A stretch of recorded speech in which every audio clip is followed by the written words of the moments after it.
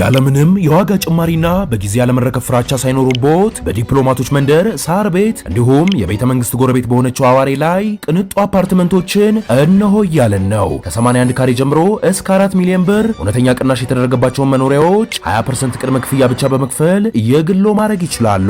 ለበለጠ መረጃ ከታች ባለው ስልክ ይደውሉ። ቴምር ሪል ስቴት Brothers are in jail tonight accused of 2 Fort Worth murders days apart.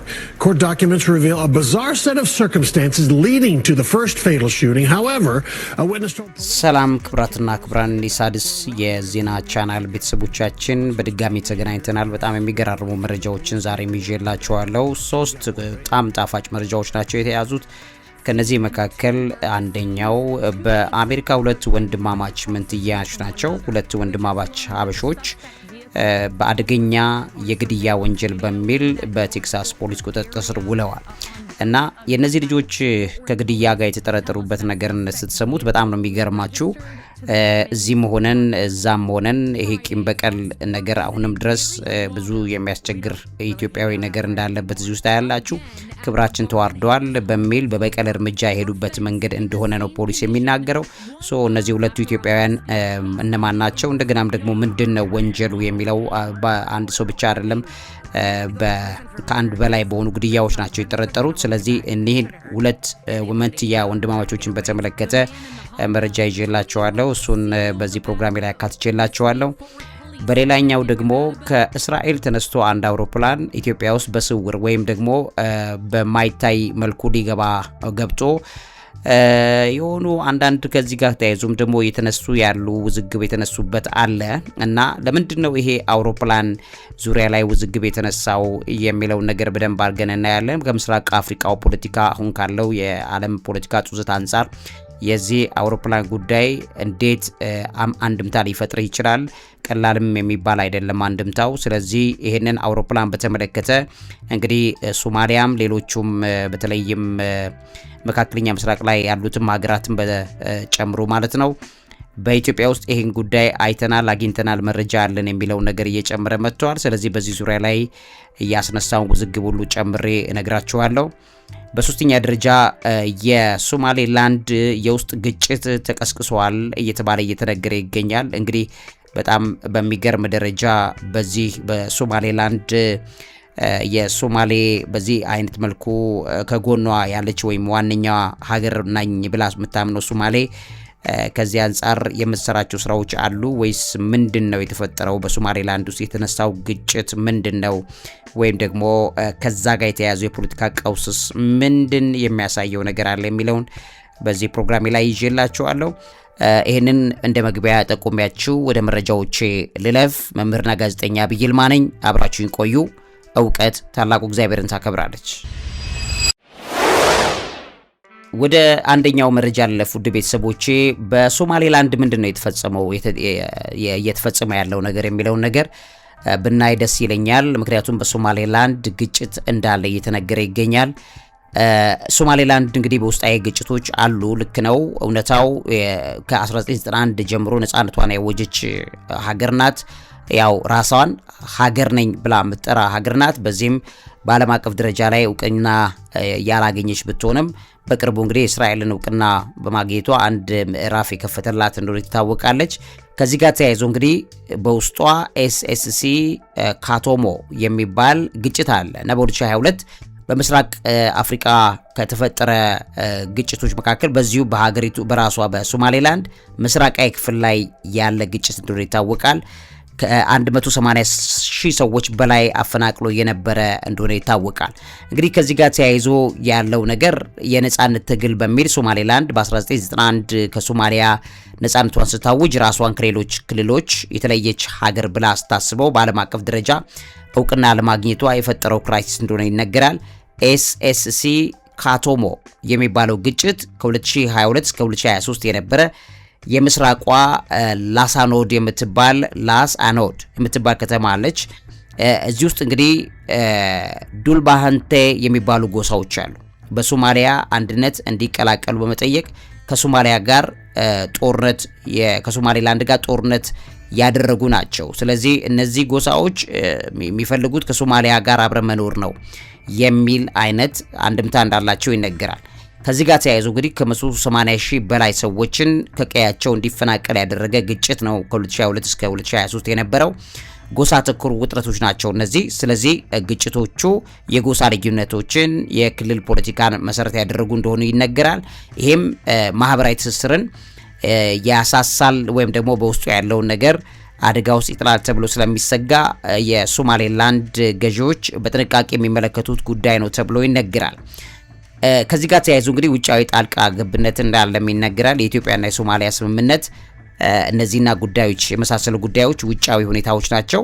የዚህን አካባቢ አለመረጋጋት የሚጨምሩ ናቸው ተብሎ ይነገራል። አሁን በዚህ አካባቢ ላይ በምስራቁ የሶማሌላንድ ክፍል ላይ ያሉት እነዚህ ጎሳዎች ከሶማሊያ ጋር እንዋሃዳለን ወይም ከሶማሊያ መለየት የለብንም በሚል ግጭት የሚያነሱትን በተመለከተ ሶማሊያም እየገባች የምትፈተፍተው ነገር አላት እየተባለ እየተነገረ እንዳለ ይታወቃል። ይህንን ማትስማማ ከሆነ ሶማሌላንድ ውስጧን ደም በደም እናድርጋታለን ብለው ያምናሉ ተብሎ ይነገራል። ከዚህ ጋር ተያይዞ እንግዲህ በተለይ የፖለቲካ አለመረጋጋትን በተመለከተ በሶማሌላንድ የፖለቲካ መሪዎች መካከል የሚነሱ አለመግባባቶች ሙስና የዲሞክራሲ እምነትን እያዳከሙ ከሚኖሩ ጉዳዮች መካከል እንደ አንዱ ተደርገው የሚወሰዱ ናቸው። ከዚህ ጋር ኤስኤስሲ ካቶሞ የሚባለው አስተዳደር ላይ የነበረው አስተዳደር ግጭት ላይ የነበረው መሰረቱ እንግዲህ የዚህ ኤስኤስሲ ካቶሞ አስተዳደር እንዲመሰረት ምክንያት እንደሆነ ይህም የሶማሌላንድ የሰላም ጥረትን እንዳስተጓጎለ ይነገራል ማለት ነው። ሌላኛው ኢኮኖሚያዊ ተጽዕኖም ጭምር በዚህ ላይ እንዳለ ይነገራል። ግጭቱ በበርበራ ወደብ ገቢ ላይ ከፍተኛ ጉዳት እንዳደረሰም ይነገራል። ምክንያቱም ወደ በርበራ ወደብ አካባቢ የሚቀርብ ስፍራ ስለሆነ እንግዲህ ሶማሊያ ይሄንን ቦታ የመበጥበጥ ፍላጎት እንዳላት በትክክል ታያላችሁ። የጦር ኃይል ወጪን በተመለከተ የሶማሌላንድ በጀት ከ50 በመቶ በላይ ለሰላም ለጸጥታ ዘርፍ ለጦር ኃይል የሚውል ነው ወጪ የሚያወጣው። ከዚህ ጋር የተያያዘውን እንግዲህ ቀላል በጀት አይደለም 50 በመቶ የጦር ኃይል በጀት ማለት ነው። ስለዚህ ይሄ ግጭት ኤስኤስሲ ካቶሞ የሚባለው ግጭት በአካባቢው ላይ ከፍተኛ በጀት የሚፈስበት እንደሆነ የሶማሌላንድ ከፍተኛ በጀት የሚያወጣበት እንደሆነ የሚነገርበት ነገር ስታዩ በውስጥ እንግዲህ ሶማሊያ የምትሰራቸው ስራዎችም በስፋት እንዳሉ ይታወቃል የሚለው ነገር መጠቆም ስለሚያስፈልግ የመጀመሪያው መረጃ ያን ላርግላችሁ ብዬ ነው። አንዲት አውሮፕላን በእስራኤል ተነስታ ኢትዮጵያ በስውር የገባችውን በተመለከተ ደግሞ ቀጣዩ መረጃ ላካፍላችሁ። መምህርና ጋዜጠኛ ዐቢይ ይልማ። እንግዲህ ውድ ቤተሰቦቼ እቺን አውሮፕላን በተመለከተ ዋነኛ የአውሮፕላኑን ጉዳይ የሚመለከታት የተባበሩት አረብ ኤሚሬትስ እንደሆነ ይታወቃል። በቅርቡ በተደረገ ምርመራ መሰረት የዩኤኢ እንግዲህ በሱዳን ጦርነት የተሳተፉ ወታደራዊ በረራዎችን ከእስራኤልና ከባህሬን በማለፍ ወደ ኢትዮጵያ በሚገኝ ወታደራዊ አየር ማረፊያ ሀረር ሜዳ ሲደርሱ በዚህ ዙሪያ ላይ በሌሎች አካላት ክትትል ተደርጎ አግኝተንበታል። የዩናይትድ አረብ ኤሚሬትስ ጦር ከፍተኛ አውሮፕላኖች ናቸው ይሄን የሚያደርጉት የሚል ሰሞኑን እየተነገረ ያለው ነገር ትላንትና ማታም ሲወራ ነበረ ማለት ነው። ዩናይትድ አረብ ኤሚሬትስ እንግዲህ በሱዳን ጦርነት ውስጥ ታላቅ ሚና እንዳላት ይታወቃል።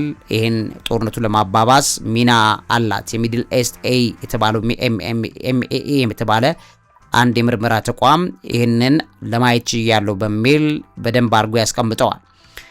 ይሄ ኤምኢኢ ወይም ሚድል ኢስት ኤ የተባለው ተቋም ባሳየው መረጃ መሰረት በጣም ብዙ በረራዎችን ተከታትለናል የሚል ነገር ለማሳወቅ ጥረት አድርጓል። ከዩናይትድ አረብ ኤሚሬትስ ጋር በተያያዘ በረራዎች ከአቡዳቢ ወደ ሀረር ሜዳ ኢትዮጵያ ሲበሩ ተገኝተዋል የሚለው ማስረጃ አለን በማለት እነዚህ አካላት ይከሳሉ። የአውሮፕላኑን አይነት ሲነግሩ የኤኤን 124 አይነት ጭነት አውሮፕላን በረራዎች ተካሂደዋል በተደጋጋሚ ያለ ሐሳብ ወይም ክሱን ያቀርባል። እነዚህ የመካከለኛ ምስራቅ ፖለቲከኞች በዚህ ዙሪያ ላይ የሚያቀርቡት ምሳሌን ክስን መሰረት አድርገን ስንመለከት የአውሮፕላኑን ባለቤትነት ጥያቄ ውስጥ ይከታል። የአውሮፕላኑ ዩናይትድ አረብ ኤሚሬትስ የተመረተው ማክሲመስ ኤር የሚሰራ ነው። በዩናይትድ አረብ ኤሚሬትስ ወታደራዊ ሎጂስቲክ የተገናኘ ነው ተብሎ ነው የሚነገረው። ስለዚህም ከእስራኤልና ከባህሬን ጋር ግን በምን ተገናኘ የሚለውን ነገር ደግሞ ማየት ይቻላል። ወደ ኢትዮጵያ ከመግባቱ በፊት በባህሬን እና በእስራኤል ወታደራዊ ማረፊያዎች ነው በረራ እንደሚያደርግ የሚነገረው። ስለዚህ እስራኤል በምስራቅ አፍሪካ ባለው ፖለቲካ ላይ በከፍተኛ ፍጥነትና ኃይል እየገባች እንደሆነና በምስራቅ አፍሪካ ላይ ኢትዮጵያ፣ እስራኤል እና ዩናይትድ አረብ ኤሚሬትስ በጋራ የሚያደርጓቸው ንቅናቄዎች እንዳሉ የሚያሳይ ነገር እንዳለ በግልጽ አይተናል፣ አግኝተናል የሚለው መረጃ ሰፍቶ እየተነገረ ይገኛል። ወደ ኢትዮጵያ ከመግባቱ በፊት በባህሬንና በእስራኤል ወታደራዊ ማረፊያዎች ሲበር ወይም ሲያርፍ ያለባቸውንም ምስሎች ተከታትለናል በሚል እነዚህንም ምስሎች እንደለቀቁ ይታወቃል። የዋነኛው ኢላማው ወይም ታርጌት ያደረገው የኢትዮጵያ አየር ኃይል ዋና መናፈሻ የሆነው ሐረር ሜዳ ነው በሚል አስቀምጦታል። ስለዚህ የጦር መሳሪያዎችን የጫነ ሊሆን ይችላል ተብሎ ነው የሚነገረው። በረራዎቹ በዚሁ አካባቢ ላይ የኃይል ትግል ዳራን ላይ የሚያፋፍሙ የሚያጋግሙ ነገሮችን ቁጥር የሚጨምር የጦር መሳሪያ ኃይል ነው የዩናይትድ አረብ ኤሚሬትስ እያመላለሰ ያለው የሚለውንም ጭምር ይጠይቃሉ። እንግዲህ የጦር መሳሪያ ማጓጓዣ ነው የተባለበትን ነገር ተመስርቶ አውሮፕላኑ የጦር መሳሪያዎችን ወደ RSF ወደ ራፒድ በፈጣን የሱዳን ጦር የሚባለው ወደዛ ለማቅረብ ጥቅም ላይ ይውላል ተብሎ እንደተጠረጠረም ጭምር ይነገራል። እዚሁ ላይ የኢትዮጵያ ሚናንም ይጠይቃል። ኢትዮጵያ የሱዳን ጦርነትን ለማባባስ በሚደረገው እንቅስቃሴ ውስጥ ሚና እንዳላት ጥያቄውንም ጭምር እነዚህ የመካከለኛ ምስራቅ ተቋማት ይከሳሉ። የአርኤስኤፍ እንቅስቃሴን በተመለከተ ራፒድ ሰፖርት ፎርስ የሚባለው የሱዳን ኃይል እንቅስቃሴው እየጨመረ መምጣቱን ከሰሞኑ እየታየ የተገኘው በዚሁ በዩናይትድ አረብ ኤሚሬትስ እና በእስራኤል በኢትዮጵያ ድጋፍ ነው እየተባለ እየተነገረ ይገኛል። እንደሚታወቀው ሳዑዲ አረቢያም በዚህ በሰሜኑ ሱዳን ጦርነት ላይ የሀገሪቱን መንግስት በማገዝ እየገባች እንዳለችና በተለይ በምስራቅ አፍሪካ ላይ በሶማሌላንድ ላይ በተከሰተው እሰጥ አገባ ውስጥ መሰረት የሚያደርጉ እንደገናም በየመን የተከሰተውን ጉዳይ መሰረት በማድረግ ሳዑዲ አረቢያና ዩናይትድ አረብ ኤሚሬትስ አሁን ያለ መግባባት ውስጥ እንዳሉ ይታወቃል። ስለዚህ ሳዑዲ አረቢያ ከዩናይትድ አረብ ኤሚሬትስ በተቃራኒ የሚሄድ መንገድ እንዳትከተል እየተሰጋ ይገኛል። ለዚህም በሰሜን ሱዳን ጦርነት ላይ የሀገሪቱ መንግስት ሊያግዝ ይችላል የሳዑዲ አረቢያ መንግስት እየተባለ እየተወራ ባለበት በዚህ ሰዓት ላይ ነው ይሄ ነገር እየተነገረ ያለው። ይሄንን መሰረት በማድረግ እንግዲህ በተለይ የአየር ክልል ገደብን በተመለከተ በረራዎቹ የዚህ አውሮፕላን በረራዎች የጦር መሳሪያ ማጓጓዣ እንደሆኑ ከተረጋገጠ ኢትዮጵያ የአየር ክልሏን እንድትገታ ጫፍ ይደረግባታል ወይም በኢትዮጵያ አየር መንገድ በረራ መስመሮች ላይ ጫና የማድረግ እንቅስቃሴ እንፈጥራለን ብለው ሊሉ የሚችሉበት ነገር እንዳለ እየተነገረ ይገኛል። ከዚህ ቀደም እንግዲህ ቀደም ሲልም የጦር መሳሪያዎች በኢትዮጵያ በኩል ወደ RSF የራፒድ ሰፖርት ፎርስ ይጓዙ እንደነበር ዘገባዎችም ይሄ ተቋምም ክሱም ያሳያል። ዩናይትድ አረብ ኤሚሬትስ ክሱን ዲናይ እንዳደረገችው በፍጹም ለRSF ድጋፍ ላይ የምናደርገው ነገር የለም የሚለው ነገር ዩናይትድ አረብ ኤሚሬትስ ክዳለች በሚል ሌሎች ሚዲያዎችም ጭምር እየተናገሩ ይገኛሉ። ምርመራው ወይም ጥናታዊ ዘገባው በሚያሳዩ መልኩ MEE የሚባለው ይሄ ሚድል ኢስት ኤ የተባለው ተቋም ያቀረበውን ክስን ሌሎችንም ተቋማት ያቀረቡትን ክስ መሰረት በተደረገ መልኩ ምርመራ ያስፈልገዋል የሚለውን ጥያቄዎች የተነሱ ይገኛሉ። ይሄን እንግዲህ በጥር ወር ብቻ ቢያንስ 4 በረራዎች ሐረር ሜዳ አድርጓል ተመሳሳይ የዩናይትድ አረብ ኤሚሬትስ ካርጎ ፍላይት በሚል በትክክል እየተነገረ እንዳለ የሰማነው መረጃ ያሳያል። ይሄንን ልጠቁማችሁ እና ወደ ሶስተኛው መረጃ ልለፍ። በተለይም ሁለት ወንድማማች ኢትዮጵያውያን ማለትም ሀበሾች ናቸው። እነዚህ ሁለት ወንድማማቾች ሰው በመግደል በአሜሪካ ተጠርጥረው በቴክሳስ ግዛት በእስር ተዳርገዋል። ምንድነው ጉዳዩ የሚለውን ደግሞ መጥችል አሳያችሁ። እንግዲህ ክብራትና ክብራን ኢሳድስ ቤተሰቦቼ በቴክሳስ ግዛት ፎርት ወርዝ ውስጥ ነው ይሄ እንደተደረገ የሚነገረው። የ20 ዓመት መንትያ ወንድማማቾች ናቸው። ከአመታት በፊት እንግዲህ በእነሱ ላይ አንድ ሰው በሽጉጥ አስፈራርቶ ልብሳቸውን አስወልቆ አዋርዷቸዋል እና ይሄን ሰው በተመለከተ በሙሉ ነው ራቁታቸው ነው በነገራችን ላይ ቪዲዮም ሲገኝ በዚህ በመዋቹ አሁን ተገድሏል እነሱ ነው የገደሉት በሚል የተያዘው ተገዳይ ላይ በሞባይሉ ላይ ሲታይ እነዚህ ሁለት ወንድማማቾችን በጥይት ሲያስገድዳቸው ያሳያል። ከዛም በኋላ ራቁታቸውን እርቃናቸውን መለመላቸውን ሲያስቀራቸው ያሳያል ማለት ነው ቪዲዮ። ይሄንን መሰረት በማድረግ የበቀል ግድያ ፈጽመውበታል የሚል ክስ ተመስርቶባቸዋል። ተከሳሾቹ እንግዲህ ሳሙኤል ግባዴቦ የሚባልና ሰለሞን ግባዴቦ የተባሉ የ20 ዓመት መንትያዎች ናቸው። አሁን በዚህ ጥር ወር 2026 ዛሬ ትላንት 21 በቀን 21 እና በእነዚህ ቀናቶች ውስጥ ነው እነዚህ ሰዎች የተያዙት። የግድያው ምክንያት በሚል መንትዮቹ በ2021 ዓመተ ምህረት ከ4 ዓመት በፊት ነው ኢሳያስ ጎንዛሌዝ የተባለ ግለሰብ በሽጉጥ ያስገድዳቸዋል። ቀደም ብዬ እንዳልኳችሁ ራቁታቸውን እንዲሆኑ ያደርጋቸዋል። ከዛም ራቁታቸውን በቪዲዮ ይቀርጻቸዋል።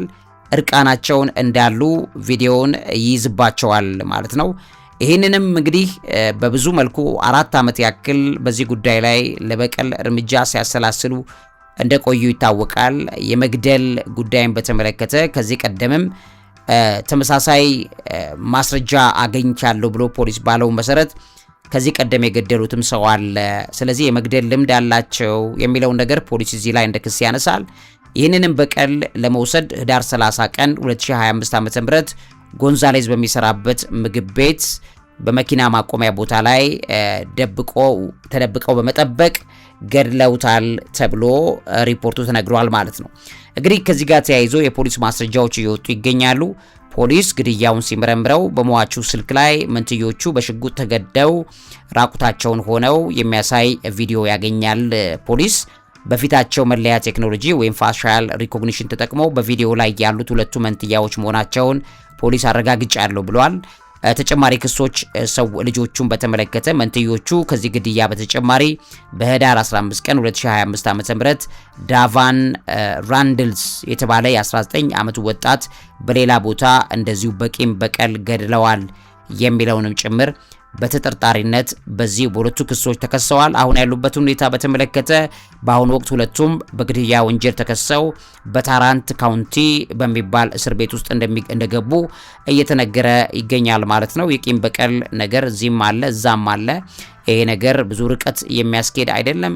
ይሲ ምናልባት አካልን ራቁት አድርጎ ለጊዜው ሊያዋርደው ይችላል። ሰውየው አዋርጃለሁ ብሎ ሊል ይችላል። ምናልባት በእነዚህ ልጆችና በሰውየው መካከል ያለ መግባባት ከሮ ሄዶ ሊሆን ይችላል። ልክ ነው። ያ ያለ መግባባት ፎቶውን ቪዲዮን ታጠፋለህ አታጠፋም የሚሉ ውዝግቦችም ሊፈጠሩ ይችላሉ በመካከላቸው። አላጠፋም ምን ታመጣላችሁ የሚል የተደጋጋሚ ነገር ሊኖር ይችላል። ብዙ ዲል አድርገው ሊሆን ይችላል። ነገር ግን መቼም ሰውን ህይወት ከማጥፋት በላይ ትግስት የሚፈታተን ነገር የለም። ስለዚህ ኢትዮጵያ ውስጥም አሁን የሚያስቸግረው የቂም በቀል ነገር እዛም ሀበሾቹ ዘንድ ሄዶ ይህን ግድያ ፈጽመዋል ተብለው ታስረዋል ማለት ነው። በጣም የሚያሳዝን ዜና ነው። በወጣትነት እድሜያቸው ገና በ20 ዓመት እድሜያቸው ላይ ማለት ነው እንግዲህ ከሆነ 10 15 30 ዓመት በኋላ በጣም ነው የሚጸጸቱት በዚህ ነገር ላይ ሰው ተጠርጥረው ታስረዋል። ይሄን በተመለከተ መረጃውን ላካፍላችሁ ብዬ ነው። ውድ ሣድስ ቤተሰቦቼ ለዚህ የአእምሮ ምግብ አዘጋጅና አቅራቢ መምህርና ጋዜጠኛ ዐቢይ ይልማ እውቀት ታላቁ እግዚአብሔርን ታከብራለች። ያለምንም የዋጋ ጭማሪና በጊዜ ያለመረከብ ፍራቻ ሳይኖሩቦት በዲፕሎማቶች መንደር ሳር ቤት እንዲሁም የቤተ መንግስት ጎረቤት በሆነችው አዋሬ ላይ ቅንጡ አፓርትመንቶችን እነሆ እያለን ነው። ከ81 ካሬ ጀምሮ እስከ 4 ሚሊዮን ብር እውነተኛ ቅናሽ የተደረገባቸውን መኖሪያዎች 20% ቅድመ ክፍያ ብቻ በመክፈል የግሎ ማድረግ ይችላሉ። ለበለጠ መረጃ ከታች ባለው ስልክ ይደውሉ። ቴምር ሪል ስቴት